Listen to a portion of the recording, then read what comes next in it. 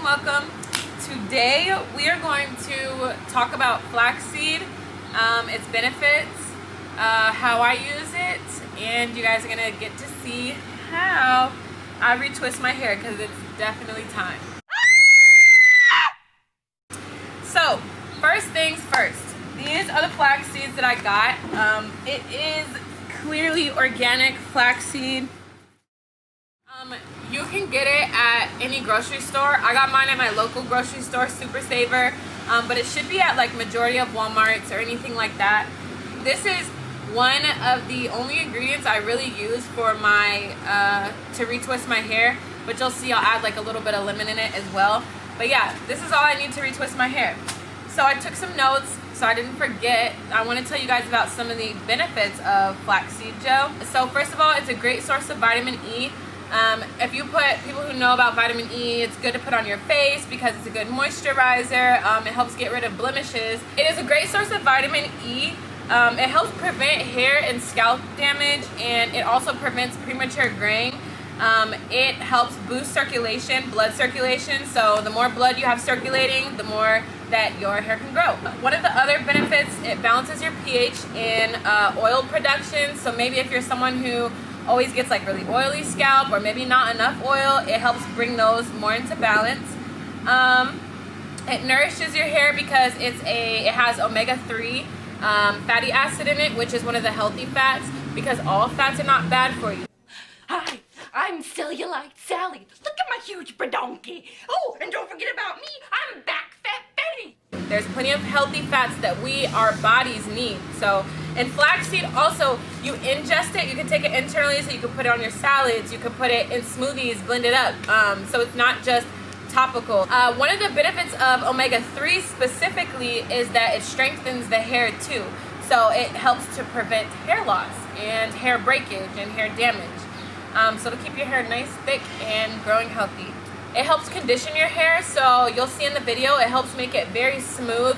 I remember one time, the first time I ever used flaxseed gel was when I had a weave actually. So I had a really curly weave and it was blonde, and I had dyed it so it got a little bit damaged.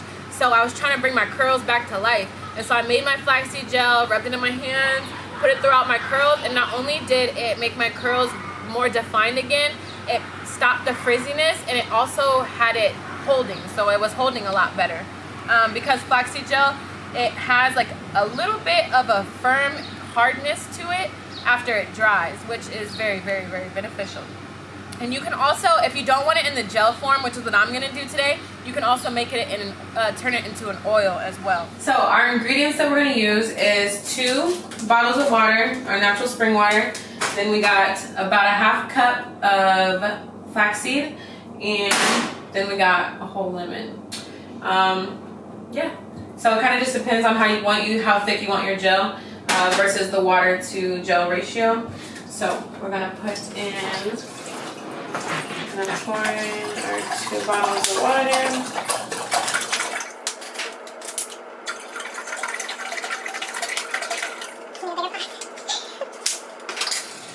All right, and then we're gonna set the temperature on high and wait for it to boil, and the seeds can go in there at the same time. I had to switch pots because it was gonna overflow. So while this is boiling, it's so cool. This is my favorite part. I feel like a little scientist because you literally watch plain water go from water to a gel form. So it's gonna start to boil here in a second, and once it starts to boil, you bring the temperature down because you don't want your seeds to burn, you don't want the gel to burn.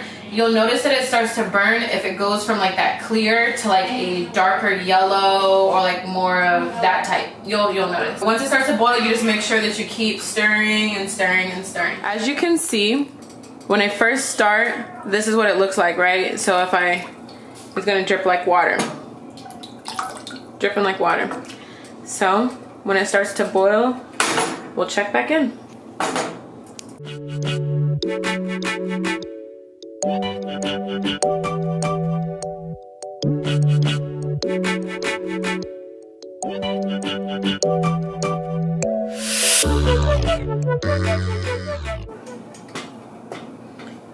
As you can see, it's already starting to get a little bit, the drips are a little slower.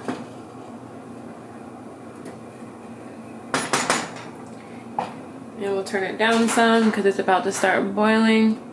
And you can probably, you know, medium heat is good. Alright, so we're halfway into the process. Now you can see it's starting to turn a little bit gooey. But we want it to be semi-thick. So we want it to be like snot consistency. So it's a very tedious process, but you're going to want to stir the entire time because you want to make sure that you're keeping that consistency, keeping it thick, and keeping the temperature even. So stir, stir, stir. As you can see, it's getting real. Yeah, that's the kind of consistency we're looking for. So maybe about a couple more minutes and we are done.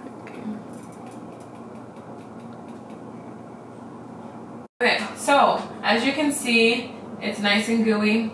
And I'm just gonna let it sit here and cool down because the next thing you're gonna see is how I drain it, because you gotta be able to separate the seeds from the gel. All right, so now that you have the gel consistency that you want, you're gonna add the lemon. And I usually don't measure things, so we're just gonna put some lemon in here.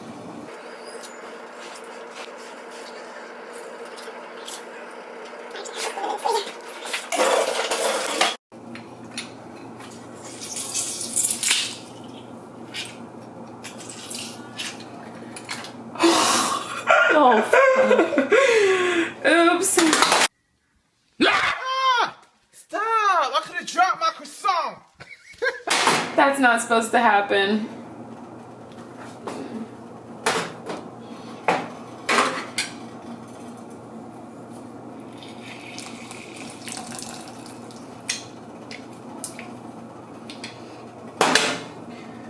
Stir, stir, stir. So, I made one batch, and using the whole entire lemon, it literally got so thin. It's my first time using the lemon, I'm not gonna lie. I tried to bedazzle y'all a little bit and try to add a little something, and it ended up making my the whole lemon ended up making it really like thin again. So it went from being that gooey consistency to thin. So we're gonna do. I did another batch, and this time we're only gonna use half a lemon, and we'll see how the consistency is with that. So right now, this is my other, over here is my batch with the, over here, still kind of liquidy. We're back now to the part where it's almost gelling. So I'm gonna add a little bit of that lemon in here. So, I got some pantyhose here. 78 cents at your local Walmart. This is how we're going to drain the gel, because you have to separate the seeds from the gel because it's all is one. And if you can see the gel, you can see my... Isn't it hot? That's the one with a half lemon. This is the one with a full lemon. So the reason I chose pantyhose, from my experience, I've used a metal strainer. It strains a lot slower. And then I've also used a cheesecloth strainer because that's another popular method. But with a cheesecloth strainer, it's a lot more messy. I like the Ted hose because it's really simple once I get them out of the package. Oh, maybe the package isn't so simple. Oh, okay. So, thank you, Mom. So, it's really simple because it already has the hole for it. Like with the other one, with the cheesecloth strainer, you have to form your own little thing. So I'm going to wrap my Ted hose around, and I think it also works better than the strainer because, like I said, the strainer drains kind of slow, and you'll find yourself there forever. And it's a nice thin layer. So we're gonna dump this in here. And it's better too if you get it when it's closer to as hot as possible, whatever you can handle, because the hotter it is, the more liquidy it is. So then you just take it. And this is a completely empty jar. I like to use glass as much as possible because plastic, it releases things and also absorbs things.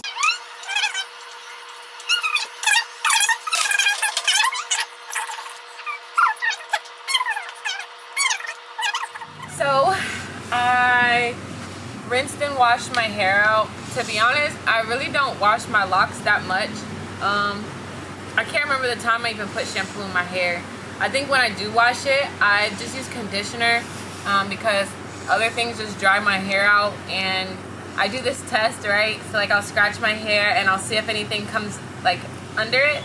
And of course like I smell it and make sure, but not gonna lie, don't be just washing my hair all the time. Some of the products that I use on my hair to help with moisturization, I use coconut oil, I use shea butter, baby, and this is African shea butter, and I use coconut oil, and this is an Indian oil. I got this oil from a local Indian place when I was in Arkansas. The coconut oil I learned from the people in the islands.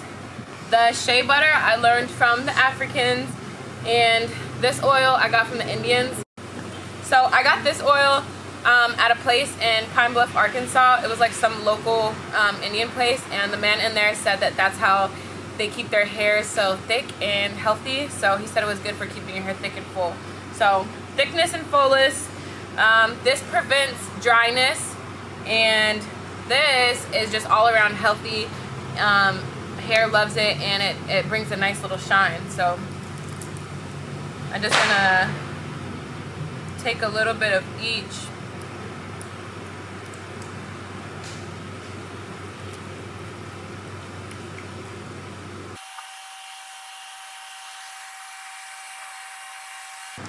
And then the way that my pattern of how I moisturize my hair, I try to get my hair like all lined out, and I go center, and then I go outside, and then I go tips.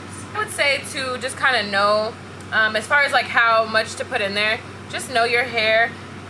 Mine gets dry easier, and I have a lot of it, so I just try to apply a pretty thick amount. In the sun, you want to protect your hair from like heat damage and all that, so I just apply a lot.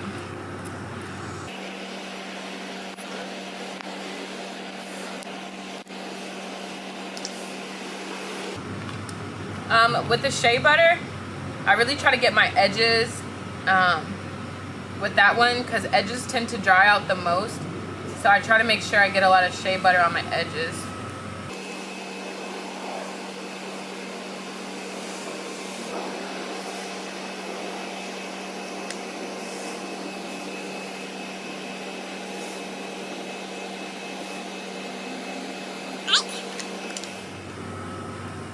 So I'm going to start with the front of my hair.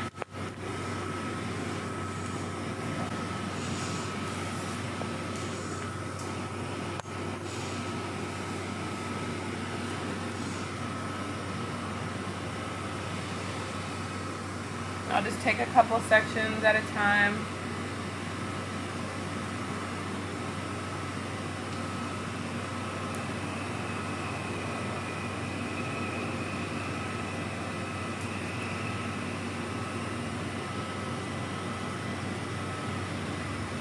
Now, when I retwist my hair is very sensitive. I think most people's hair is sensitive, especially when you have locks. One of the biggest things is they tend to get thin the older you get, and the longer that you have them.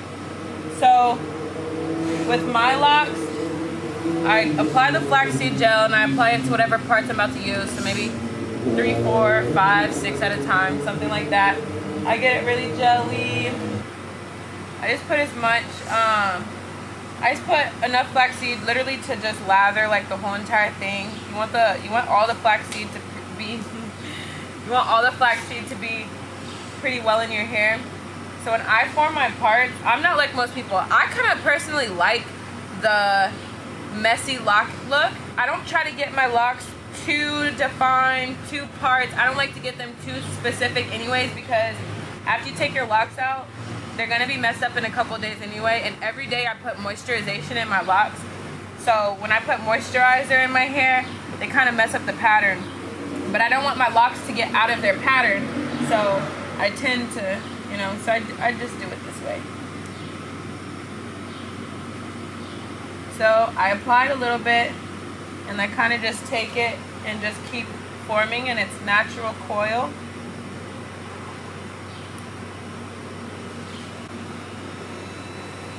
And see, without even, it kind of just forms that way. But I will put I'll put a clip in there so that it stays when it dries.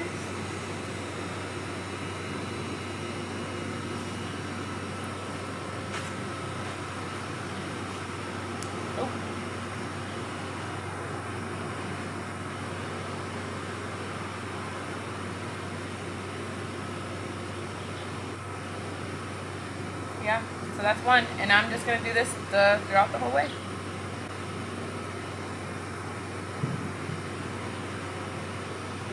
And you can see where my new growth is versus where the lock is.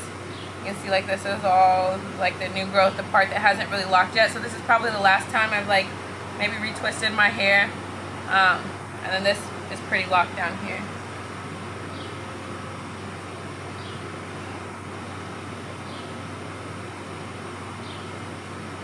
Grab it by the base, kind of twist my finger around, and just let it twist all the way down.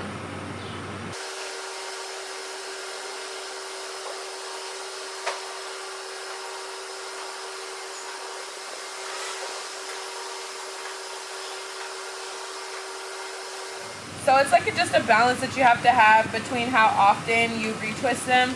You don't want to retwist them. You don't want to retwist them too much because, like I talked about before, they'll thin out. But you also don't want to neglect your locks and not retwist them too much, because then they'll just kind of form together.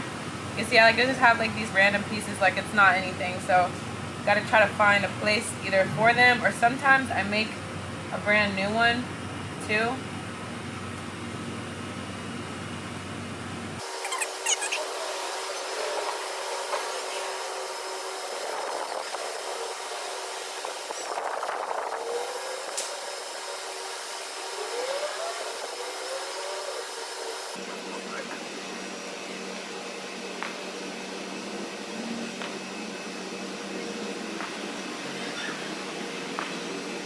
I remember,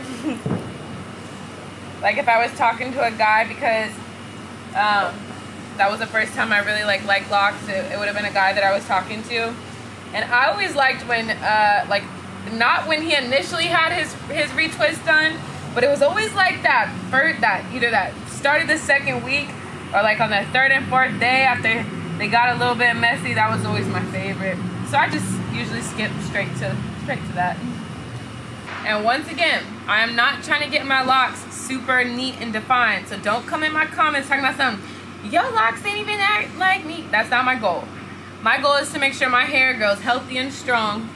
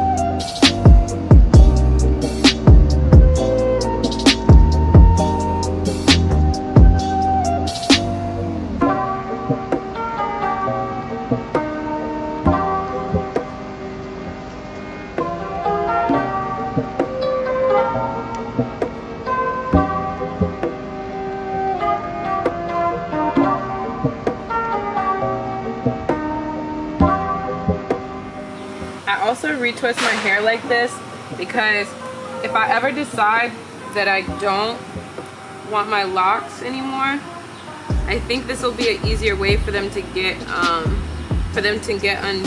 for me to be able to undo them or comb them out, because I know my hair is like locking and it's pretty much locked, but I use the same coil pattern, and sometimes when my hair gets wet, like if you can look at the ends, like my ends are still pretty loose, so I'm just trying to make it so it's not too permanent just in case I don't want it no more.